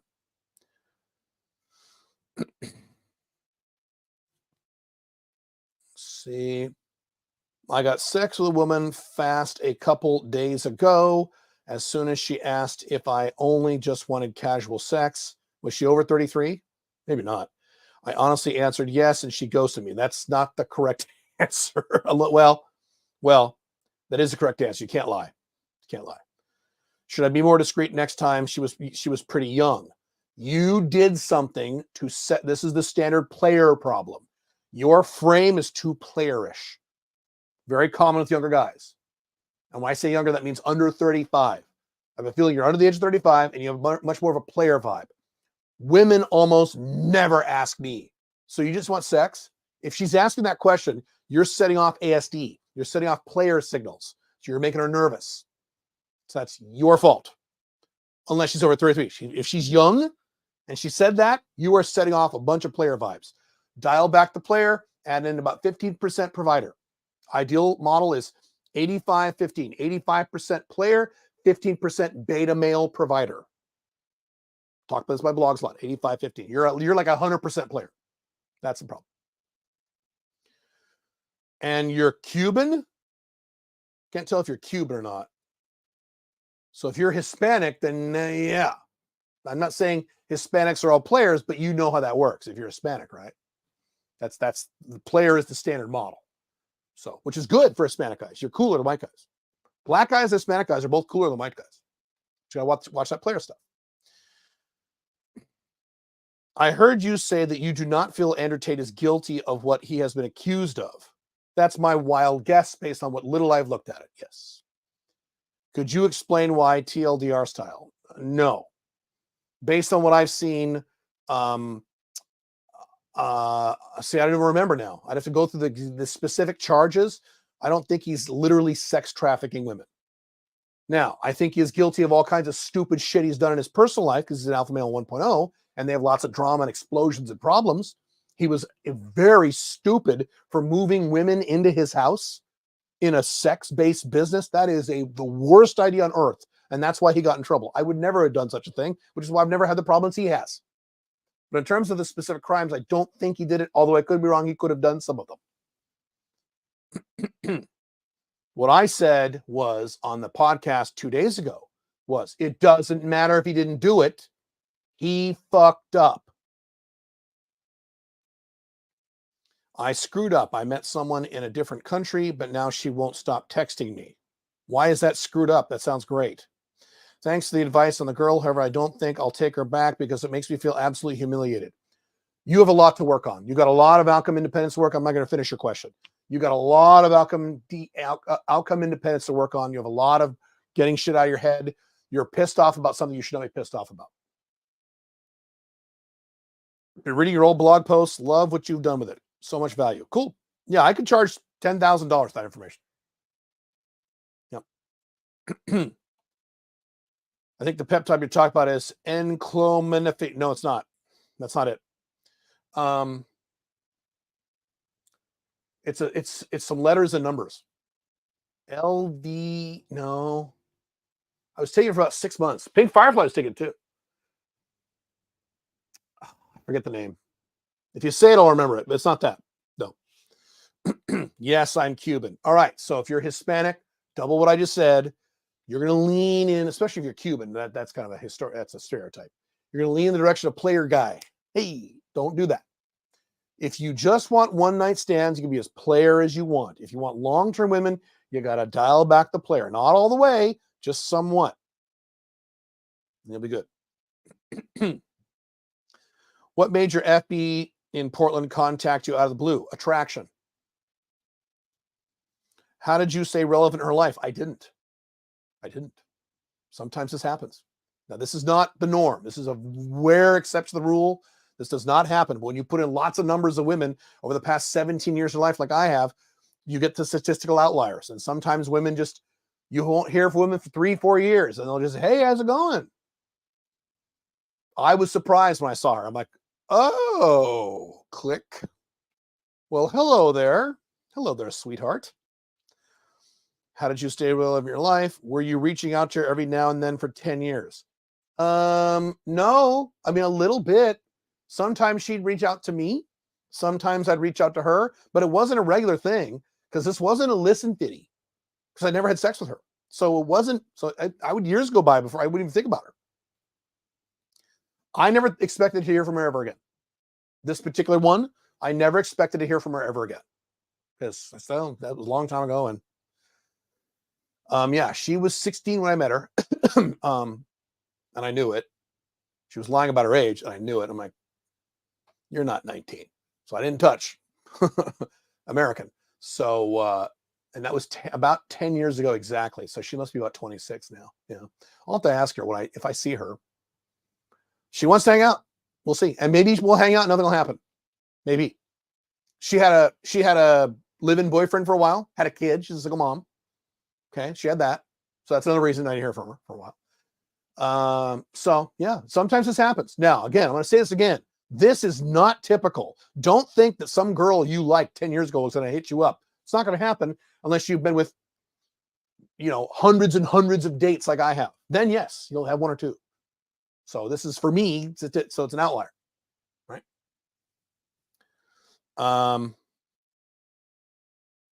Let's see. Okay, I answered a few more questions. What is the other thing I wanted to mention before I leave you guys? I'll do a few more questions. I got to go. What was the other thing I wanted to mention to you guys? Was it a London thing? I forgot. Damn it. I don't remember. Hang on. And I drank on my plastic bottle. In London, they have these little tabs that they don't come off. So that the little cap on the bottle stays on. You got to tear it off with some scissors or something. It's a London thing. Oh, I can just pull it off this way? No. Hang on. This thing's irritating me. Yeah, there we go. All right. It's a little better. London calling in all the small towns. War is declared. Oh, London's so cute. They had these, went to the store the other day and yesterday, and they had these little apple pies. And they're like as big as like 50-cent pieces. Little tiny apple pie, like, London's so cute. Just the little sign that says crisps. Because you dumb Americans, you don't know this. They don't call them French fries in London. They call them chips. Well, then what do they call chips? They call them crisps. So cute. Just so cute. You just want to pinch his cheek. London is so cute. Love it. I'm going to Oxford next week. I'm going to Oxford. Spend a day at Oxford University for various reasons. And then I might record a video of why I'm going out there. There's a certain reason. It has nothing to do with women. And then I'm going to go. There's a castle I want to go see on the way to Oxford. And then a few other quick things here in London. Then I'm off to Glasgow. Fucking Glasgow. Let's see. What separates American women from English women from your experience? Good question. Well, not English women, but European women in general are more worldly than American women. American women, just like American men, are morons when it comes to the whole world. They know everything about America, but they go out in the world, they go, you can't live in Dubai, it's Sharia. You can't go to Mexico, there's cartels. They're stupid. So British women, being European women, they know more about the world. And so you'll get some very interesting insight from like British girls in their 20s that you generally won't get from American girls. What is the other difference between British girls and American girls? The accent is very attractive, unless it's one of those horrible ones. There's about, 20 different accents in the UK. UK. If it's the Princess Diana James Bond accent coming out of a woman, it sounds really hot. It's like, can you just keep talking? Can you talk all the whole time we have sex? So they have that. American girls are prettier than British girls. I'm sorry, it's true. British girls are not attractive. My old joke is that all the hot British girls, what few there are, go to Dubai. Guess where I met these women? I didn't meet them here. So, yeah. Can you do the 90-day business builder and your 90-day alpha male course at the same time? I do not have a 90-day alpha male course. I had one brief one I offered twice. One. So, I had someone else in my audience offer one. It failed. I offered another one last year. It failed. I do not have a 90-day alpha male course. I don't have one. Whenever I offer it, you guys don't buy it. You say you will, and then you don't. I've tried it twice, so no. My MLTR likes talking on the phone, and we talk every other day or less. She constantly asks if I'm upset or comments on me being quiet. I chuckle and say I'm not, but she repeats it and gets annoying. Should I be more OI or should I tell her it bothers me? If she does it all the time, then here's you have to have a talk with her. And you say, I'll give you a parallel that I have with Pink Firefly in a second. Any behavior that really fucking bothers you from an MLTR, FB, or even OLTR, that is a recurring behavior. Yes, if you don't like it, this is what you tell her, FB or MLTR. You say, look, you can do whatever you want and say whatever you want when we talk on the phone, but if you're going to constantly ask me if I'm mad, I don't really like that. So if you're going to constantly do that, you're welcome to do that. I'm never going to tell you what to do. But I have to make a judgment call on who I spend my time with and how much time I spend on the phone with people. And so I'm going to choose to spend my time with other people or hint other women besides you if you keep doing that. So it's up to you. You can keep doing that or not. Ball's in your court. Something like that. Use your own words. Don't use those words. But that's the framing. If you're an alpha at one point, you say, stop telling me that stop asking me that, man. I don't like it. That's 1.0. 2.0, we don't tell them what to do. We state preferences. Now, what's interesting is that Pink Firefly is in the United States right now. So we talk 1 hour, not 1 hour, sometimes an hour. We talk every day on the phone with rare exception. And she talks a lot. I don't talk very much because I'm an INTJ and she's very emotional. And she's very feminine. She's hyper feminine. So she talks and talks and talks and talks. So then she'll be done talking, but she wants to stay on the phone with me. A lot of more female, more feminine women, more emotional women will want this. They're done talking, but they want to stay on the phone with you. If you're not a talkative guy, and I'm not, I know it seems like I am because this is something I'm doing for a living here. But on my personal life, I don't talk a lot. So she's like, and she'll want me to say more. I'm like, I don't have anything to say. I said nothing has happened significantly in the last 24 hours. I have nothing to talk about. And I say, as you know, I have maybe 2 or 3 minutes of stuff to talk about in my day. And then I listen to you for half an hour, which is fine, sweetheart. Well, don't you have anything? No, I don't have anything to say. So just be aware that some women are like this. Just if she's OLTR, you got to explain it like that. FB or LTR, you state preferences. And this is good news. What she's behaving means she's attracted to you. So that's an attraction behavior. If she's saying, are you mad? That means she likes you. So you're doing something right. So that's good. As opposed to the other guy who's OLTR dumped him. That means she wasn't attracted to him. Why do you think sex robots will be more acceptable in the collapsing West compared to sex dolls that they have in Japan? The sex dolls never took off in the US. I didn't say sex. You're mixing. Your answer is in your question. Why do you think sex robots will be more acceptable? We're talking about sex robots, not sex dolls. I didn't say sex dolls will really successful in the collapsing West. I said sex robots will. They will. I'm right. Watch what happens. If you don't believe me, just watch. It's going to happen in the next few years, sometime in the next 20, when men of average incomes can afford to buy or rent, probably rent initially, then buy later, a sex robot that looks real enough that their dick is happy, not like perfectly in their brain, like, oh, I see a little flaw. Looks and acts and feels and fucks like a real woman who's a perfect 10, who never says, I don't like you, or I don't want to have sex, or you need to buy me dinner, or why'd you call her, who never complains and does whatever he wants. Tell me that won't be popular. Are you insane? Now, that's not a sex doll. That's a sex robot.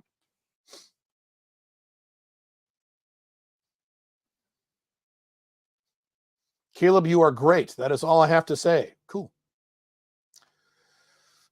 Yeah, you're right. I didn't do the talk right. I know you. I know that. You fucked up. You're the guy at the OLTR. Yes. They either thought I would stop or either they thought I would stop or wanted poly, which I didn't want, but still did.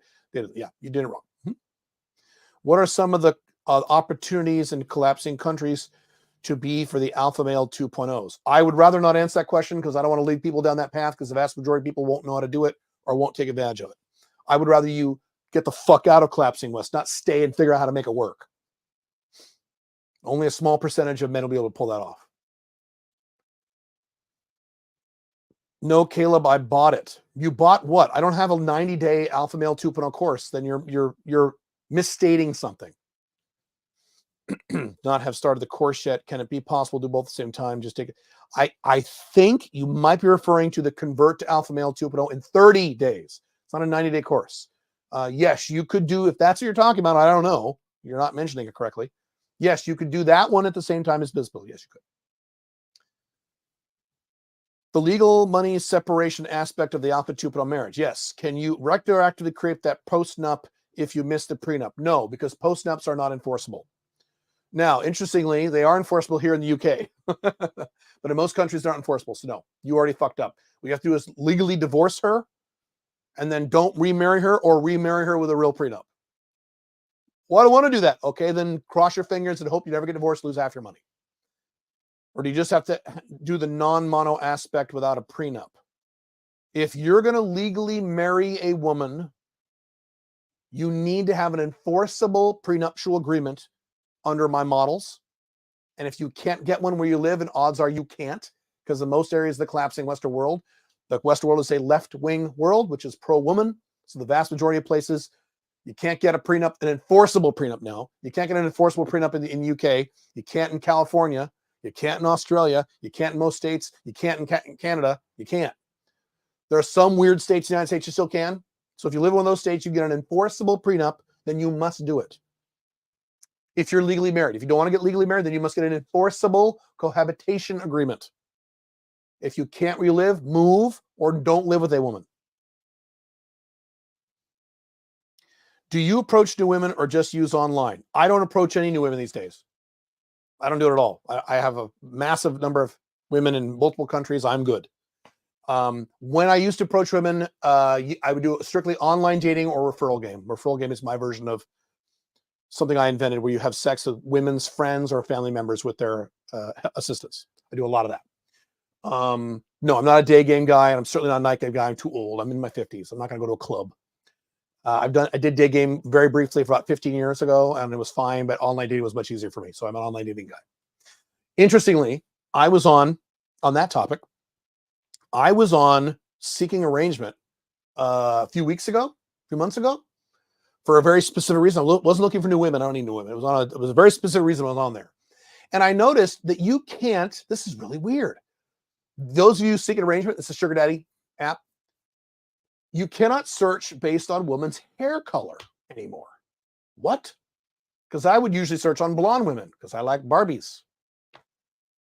It won't let you. There's that search option is gone. I'm like, what the hell? So I thought about it. I said, okay, is this like some woke left-wing thing now that it's offensive to search for blonde women because then you're being racist against the brown-haired women? Is one of those things? But then you can still search on ethnicity. What? Doesn't make any sense. So I have no idea why they removed that one search feature. You can search on anything else. Height, location, obviously. Strange. I'm like, what the fuck is this? But this stuff is getting past me because I don't go after new women these days. So don't need to. Could I have an FB house in the US? Sure. Can you be viewed as, okay, one or two more questions, I got to go. Can you be viewed as high value or alpha male by your wife if you're non-monogamous? That's automatically what you will be viewed as. Let me reread your question. Can you be viewed as high value or alpha by your wife if you're non-monogamous? That is exactly what she will view you as. She will not view you as high value if you're monogamous, because no other woman is fucking you except her. So when you're non-monogamous and your wife knows you're out there having sex with other women who are younger and hotter than her, you're way higher value and you're total alpha and she's more attracted. Yes, your question makes no sense.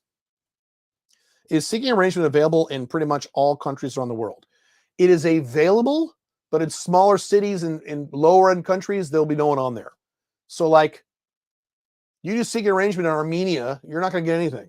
You're going to get 3 girls who were on there a year ago because it's Armenia, but it's there. Yes, seeking arrangement is worldwide, but there are many countries where it's just nobody there. Right? Even Paraguay, it's going to be, there's a few women on there, not much. But yes. If you're learning from an outgoing club guy, to meet women, who is he? Huh? I don't understand the question. I'm not learning that. He's speaking hypothetically. I don't understand your question.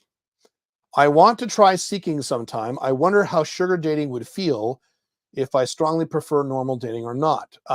That really depends on the man. Some men hate the concept. I don't even like the concept at all. I got to give you money to make you feel good, to make you come. That makes no sense. So philosophically, I don't like it.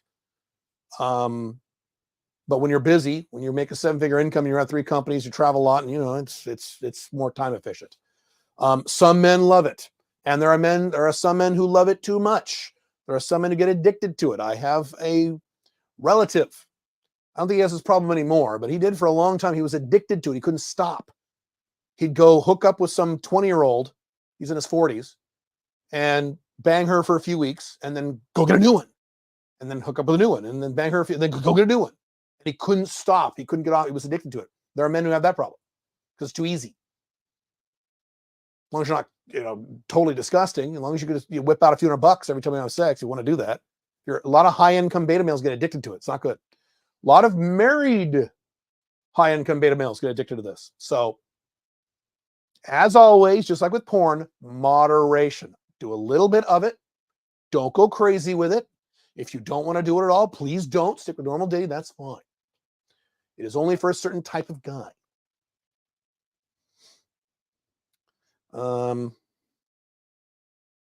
Hypothetical, yes. I still don't understand your question. I don't know if you remember, but back in the MASF board, Sleazy, a club POA. Oh, yeah, I remember Sleazy. He was talking about an unhappy person. Back in the olden days, it would have been Player Supreme. Player Supreme, man. He's dead now. He was my favorite night game guy back then. He was awesome. Black guy, big, chubby black guy, was awesome. This guy got laid with white girls. Oh my God. Yeah, he was awesome. Player Supreme was the shit. Loved him to death. It'd probably be him if I was a night game. If you're asking me to pick a night game guy from, 15 years ago, back in the olden days, the BUA days, Player Supreme would be my favorite.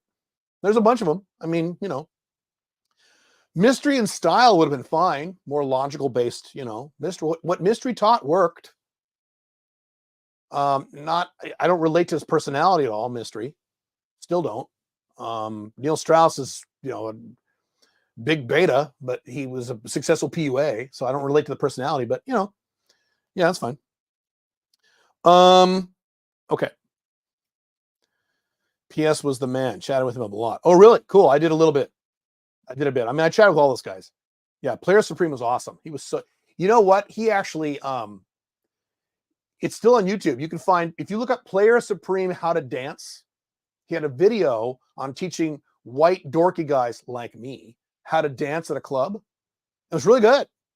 And I to this day, I mean, I have it wired in now, but I had to learn back when I was a younger guy, a little younger, dating more women and more younger girls and things like that. I went, sometimes I didn't do night game, but sometimes they want to go to a club. Like, all right.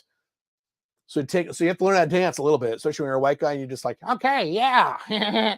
No, you have to learn how to dance. And so I learned how to dance from his video and a few others. So yeah, it was awesome. Neil and Mystery. Don't remember Player Supreme. He was on the forums. He was on MASF. He was on Faster Seduction before. He was part of that first generation. I was the second generation of PUAs. He was the first generation with like Tyler Durden and Mystery and Style and 60 Years of Challenge and Franco and Zan and all those guys. I was in the next set with like Tubarao and JWS and Sleazy and Black Dragon and those fucking guys. So, all right. I will let you guys go. If you are in the London area and you want to hang out with me on Saturday, you have a few more hours to sign up if you want. calebjones.com/events and scroll down to the London event. And then, one more thing too. In the United States, the next thing I'm doing is I'll be doing a mastermind in Phoenix, Arizona. I think we have 1 or 2 slots available. That's just 5 guys in a room with me all day. Just 5 people. I think we have. Oh, do we? I'm pretty sure we have slots left. I delegate all this stuff, so I don't know. But again, calebjones.com/events. So in late June, early July, the dates are all there. There's a Phoenix mastermind. I'm doing that. And you can still sign up for the Get to Know Paraguay and the Paraguay mastermind. And there's 2 of them this year. There's one with me and Billy. And there's one with just me in September. So the Billy and Caleb one, which is the same price, 2 of the price of one, is in June. So if you're going to be in the South America anyway, you want to get the residency because you already have it, do that. There's a bunch of events. So you got it. All right. Cool. All right. I'll see you guys at the Unchained CEO channel, I think, on Monday. Cool.